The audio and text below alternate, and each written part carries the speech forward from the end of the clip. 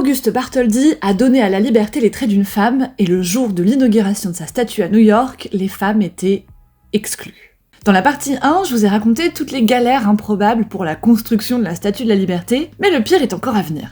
La Statue de la Liberté est inaugurée le 28 octobre 1886. La météo, ce jour-là, elle est abominable, il pleut, il y a du brouillard, c'est l'enfer. Et attention, sur les 2000 à 2500 invités officiels, on recense 2 femmes.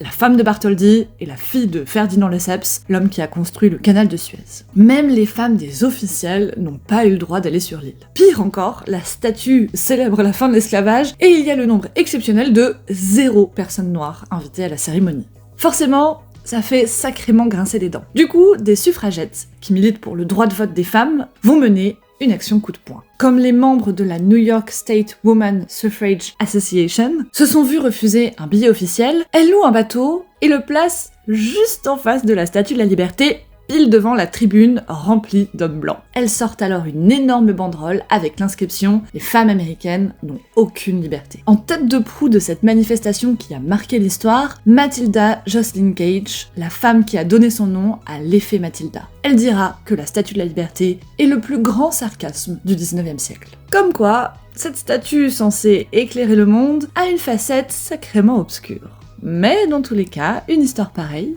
alors ça, c'est curieux.